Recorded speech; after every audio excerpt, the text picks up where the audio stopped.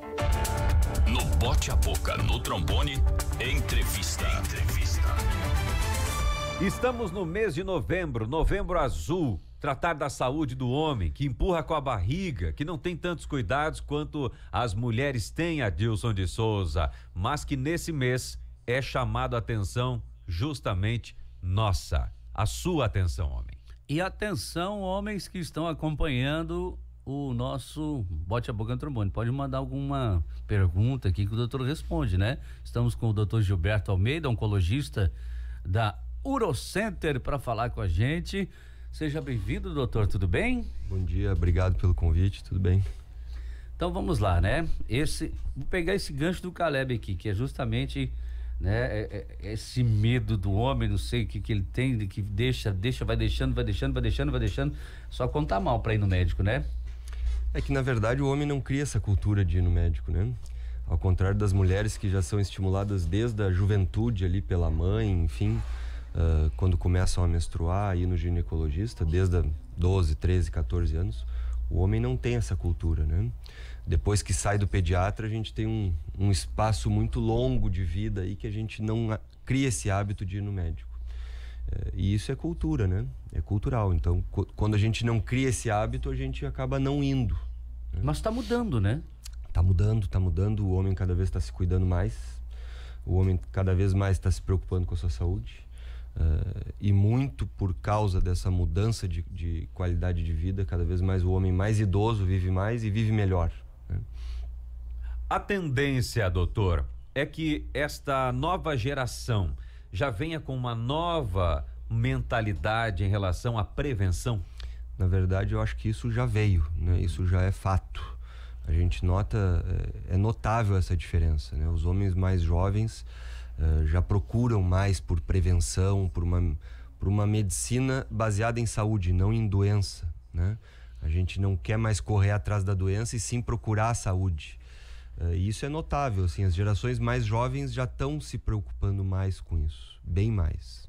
Vamos falar sobre câncer de próstata, que é o câncer mais tratado durante o Novembro Azul.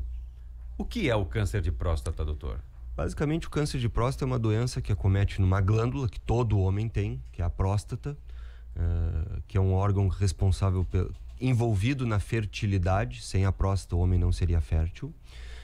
É uma doença maligna, é uma neoplasia, digamos assim. É um tumor que cresce na próstata e aí se espalha, né, se não tratado. O câncer de próstata ele geralmente acomete os homens a partir dos 40, 45 anos. Antes é raríssimo, é praticamente anedótico. E isso, basicamente, só existe em homens, obviamente, né? As mulheres não têm próstata. E seria o paralelo ao câncer de mama na mulher, né? Tanto que a incidência, o número de casos é muito semelhante. Alguns anos o câncer de próstata está um pouco à frente, alguns anos o câncer de mama está um pouco à frente. Os sintomas que começam a aparecer no homem que está nessa idade e de repente já está com esse sinal de alerta para ter que procurar um médico. Na verdade, a gente não tem sintomas no câncer de próstata, né? A gente vai ter algum sintoma quando a doença está muito avançada, quando já está invadindo alguma estrutura na volta, como a bexiga, como a obstrução da próstata. Então quer dizer que quando o que a gente acompanha, né, o homem está urinando muito durante a noite e de repente até mais grave, já com sinais de sangue, então isso já está avançado. Geralmente esses sintomas urinários, sangue, dificuldade para urinar, são causados não pelo câncer da próstata, e sim pela doença benigna da próstata, que é a hiperplasia, né? O câncer pode causar isso? Pode, mas são em estágios muito mais avançados e é mais difícil a gente diagnosticar um câncer de próstata quando ele já está nessa situação. Fazendo de novo um paralelo ao câncer de mama, a diferença da próstata para a mama é que na mama a gente consegue notar um nódulo, palpar um nódulo, porque a mama é um órgão externo.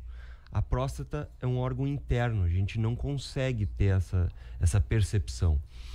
Então, se a gente deixar para esperar algum sintoma, algum nódulo que o paciente, ou alguma coisa que o paciente note de diferença, a gente já perdeu o tempo de tratamento desse doente. Por isso que se fala tanto em prevenção. Prevenção. E quais são os fatores, o porquê ocorre o câncer de próstata? Na verdade, sim, a maioria das neoplasias, a gente não sabe bem o porquê que elas ocorrem, a gente sabe alguns fatores que precipitam isso, né? Como muitas vezes o tabagismo está envolvido com vários tipos de câncer, na próstata não. Mas o câncer de próstata ele tem basicamente 3 fatores de risco, que é a história familiar, por exemplo, um pai ou um irmão, ou mais de um parente com câncer de próstata, a raça negra, né? Então aqueles pacientes que são afrodescendentes, eles tendem a ter um câncer de próstata mais agressivo e terem mais chance de câncer de próstata, e os obesos, né? Os obesos também tendem a ter um câncer de próstata um pouco mais agressivo. Basicamente isso. O resto a gente chama de câncer esporádico, que a gente não sabe o porquê que ocorreu, mas porque algum fator ocasionou aquele tumor se originar. E qual o tratamento? Como que se trata desse câncer de próstata? Bem resumido, assim, o tratamento ele é dividido em 3 partes, né? Para aquela doença que está localizada só na próstata, e aí basicamente o tratamento é dividido em cirurgia, radioterapia ou muitas vezes vigilância, só acompanhar aquele tumor quando o tumor é muito pouco agressivo. Quando o tumor já está passando um pouco da próstata, já está um pouquinho mais avançado, mas ainda está localizado ali na pelve, a gente faz um tratamento multimodal, muitas vezes, com cirurgia, radioterapia e hormonioterapia. E muitas vezes, quando o tratamento já saiu da próstata, que é o que a gente não deseja, quando ele já se torna metastático, ou popularmente falando, ele já emitiu raízes, né, para os ossos, pulmão, fígado, enfim, aí o tratamento ele é paliativo, ele não tem mais chance de cura, e aí a gente tem que lançar mão ou da quimioterapia ou da hormonioterapia. Então, quando a gente fala de prevenção do câncer de próstata, não é para não se ter um câncer de próstata. A prevenção é até um termo errado, né? Mas que é bem utilizada para alertar as pessoas. A gente quer prevenir uma doença avançada. Porque quando a gente pega uma doença localizada na próstata, a chance de cura é mais de 90%. A gente vai curar esse paciente muitas vezes. E quando a gente pega uma doença avançada, a gente perdeu o tempo de cura e a gente não consegue mais. Só vai protelar o tempo de vida dele. A gente vai dar qualidade de vida para ele, a gente vai dar ganho de sobrevida para ele, mas a gente não vai curar essa doença. Tem se falado muito sobre alimentação. Tomate, por exemplo, né, do licopeno. Já tratamos isso aqui no Bote a Boca no Trombone, que é uma substância que certamente combate alguns tipos de câncer, entre eles o de próstata. Mas o tomate, que é uma fruta, também tem alta concentração de agrotóxico, se não for o orgânico. E aí, doutor, para onde correr, o que comer, como se cuidar? Isso é muito simples, né, Kleber? Muito simples. A gente não tem nenhum estudo, nenhuma evidência hoje na medicina que qualquer alimentação ou qualquer suplementação, existe outra suplementação como sal palmeto, enfim, outras, que previnam ou que diminuam a chance do câncer de próstata. O licopeno foi muito estudado com isso. A concentração para ele diminuir seria altíssima, né? A gente não teria condições de comer um caminhão de tomates por dia para acontecer esse fator. Então, basicamente, a recomendação é vida saudável. É vida saudável, né? É qualidade de vida, é uma alimentação saudável, são hábitos saudáveis, exercício físico, não ter obesidade, é não fumar. É basicamente isso, né?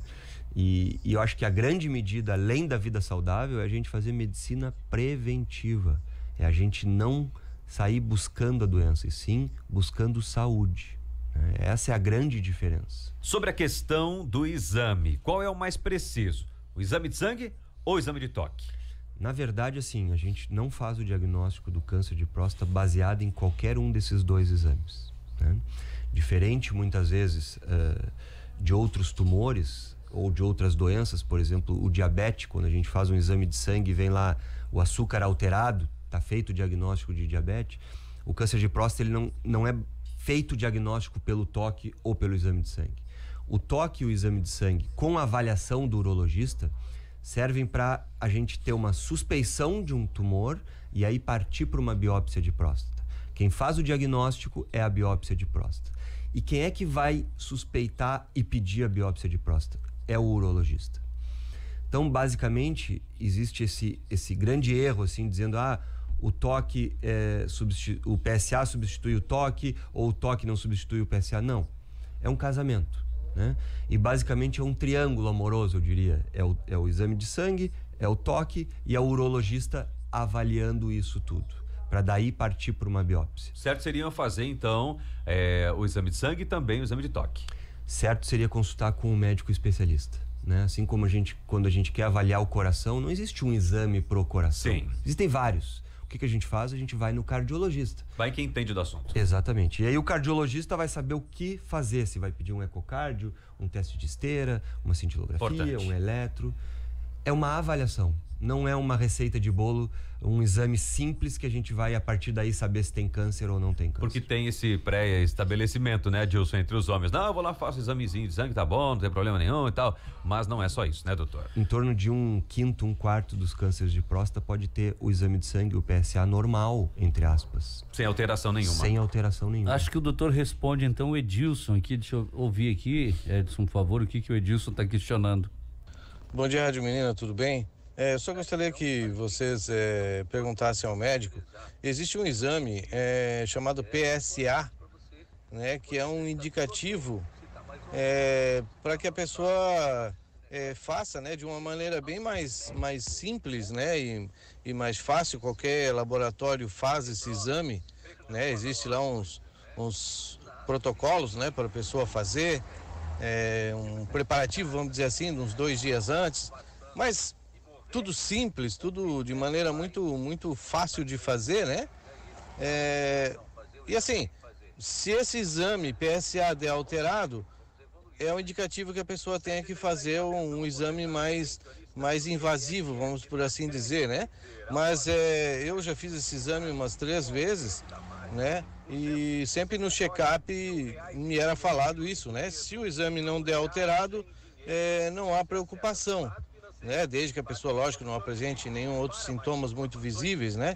Como esse sangramento na urina e algo do gênero. Então eu gostaria que vocês pudessem questionar, se não der hoje, que seja outro dia. Tá questionado.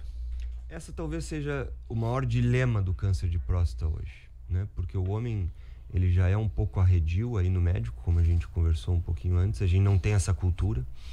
E aí existe a avaliação da próstata, que é feita pelo toque retal, né? E isso cria um certo receio no homem, então a gente fica procurando subterfúgios, né? Maneiras mais fáceis da gente resolver o problema. Na verdade, assim, o PSA, ele nos auxilia muito, ele é um grande exame, mas ele não é o exame que a gente vai balizar o diagnóstico do câncer de próstata. Ele é um dos. Se a gente for só se basear no PSA, a gente corre um grande risco de errar. Não existe PSA normal e não existe PSA anormal. Existe o seu PSA, Caleb, normal. Sim. Cada um tem um comportamento do PSA. Ele não tem um ponto de corte lá, por exemplo, acima de 4 está alterado, abaixo de 4 não está alterado. Não. Né? A gente tem que correlacionar com o volume da próstata, com a idade do paciente, com a história de câncer de próstata, como estava o PSA o ano passado, como vinha o PSA se comportando. Porque o PSA ele não é um exame que é específico para o câncer da próstata. Ele altera com a idade, ele altera com o tamanho da próstata, ele altera em prostatites, ele altera em hiperplasia e ele altera também no câncer de próstata. Então, a gente se basear num exame que não é específico para o câncer de próstata, a gente vai errar. Isso é ponto pacífico, né? Então, é um quebra-cabeças que o urologista faz numa avaliação do paciente para daí suspeitar do câncer e partir para uma biópsia. Então, fazer só um PSA e ainda ser avaliado ou pelo paciente ou muitas vezes por um colega que não está habituado a lidar com essa avaliação, a gente tem uma grande chance de errar. Cleiton, vamos ver o Cleiton e o Renato aqui. Primeiro, Cleiton. Bom dia, Rádio Menina. Meu nome é Cleiton. Eu queria perguntar para o doutor se com 37 anos eu já posso fazer o exame da próstata do sangue ali, ou não é viável fazer com 37 anos, fazer com 40 mesmo. Deixa eu pegar o Renato aqui junto aqui já. Bom dia, Morgana. Gostaria de perguntar para o doutor, aqueles que têm hiperplasia prostática, que foi feito, apareceu, o meu caso, tive um caso, e foi feito biópsia e deu negativo para câncer de próstata. Qual é o tratamento, qual é a conduta da hiperplasia prostática? Obrigado, Renato. Então, doutor, o Cleiton, né? Idade, 35 anos, e o Renato da hiperplasia. Bem simples, respondendo ao Cleiton, as recomendações internacionais e da Sociedade Brasileira de Urologia são aqueles pacientes que têm fatores de risco, ou seja, afrodescendentes, história familiar de câncer de próstata positiva e obesos a partir dos 45 anos. E para a população em geral a partir dos 50 anos. É errado fazer um pouco antes, a partir dos 40? Não, não é errado. A gente, quando busca saúde, a gente não está errado. Abaixo de 40 não tem sentido. A gente não tem câncer de próstata abaixo de 40. É muito raro. É quase que anedótico. É quase como pinçar uma agulha no palheiro. Então a gente não recomenda isso. Só pegando um gancho um pouquinho antes da pergunta anterior, gente, o exame de toque é um exame que dura em torno de 7 a 10 segundos, não tira a masculinidade de nenhum homem, não dói. Se a gente for comparar a qualquer exame que a mulher tem que fazer, seja mamografia, seja exame especular, seja ultrassom transvaginal, é um exame inócuo, indolor, rápido, que muitas vezes a gente não precisa fazer todos os anos, se tu acompanha com o teu urologista todos os anos, porque o urologista ele vai conhecer o comportamento da tua próstata. Não deixa um homem menos homem do que isso. Se um paciente tiver hemorroidas, por exemplo, se tiver qualquer outro problema intestinal, a avaliação é um pouco pior ainda, digamos assim, do que um exame para avaliar a próstata. Então não existe um motivo para a gente fugir de uma avaliação que pode salvar a nossa vida. Verdade. Por causa desse, eu diria até que não é mito, é desconhecimento. Porque o que a gente ouve dos pacientes muitas vezes é, depois de fazer o exame de toque, é só isso, doutor, era só isso. É que o homem vai assustar o outro homem, exato, né? Na roda de bocha, na roda de dama, ninguém vai falar que é tranquilo. Exato. Né? E respondendo ao outro ouvinte sobre a hiperplasia... Seu Renato. É bem típico, Renato, isso que tu falou. Às vezes ele foi para uma biópsia muitas vezes porque o PSA dele estava alterado. E não era câncer, era hiperplasia, né? E a hiperplasia é um inchaço da próstata. A próstata cresce. Em alguns pacientes ela vai trazer sintomas, como essas dificuldades para urinar, o jato está fraco, ele não consegue esvaziar bem a bexiga, ele urina várias vezes por dia e não se sente satisfeito, ele acorda muitas vezes à noite e não fica satisfeito também com a micção. Quando tem sintomas, a gente precisa tratar, muitas vezes com medicamento, e outras vezes, quando o medicamento não controla a doença, a gente precisa ir para a cirurgia. E quando o paciente não tem sintomas, ele só tem a hiperplasia, a gente basicamente só acompanha e não trata, né?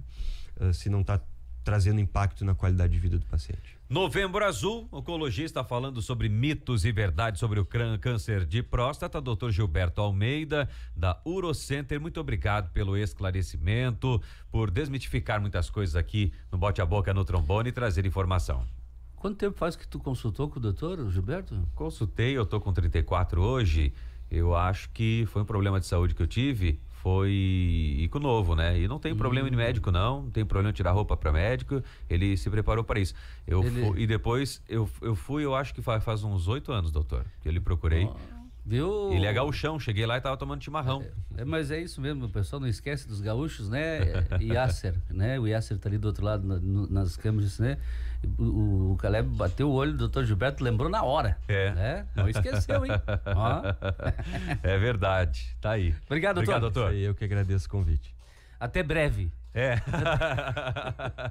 Tu tá nessa, né, Adilson? Eu tô, né? Já foi? Fez o exame já? Esse ano não. Mas tem que fazer, né? Adilson cuida da saúde, tem que cuidar mesmo, né?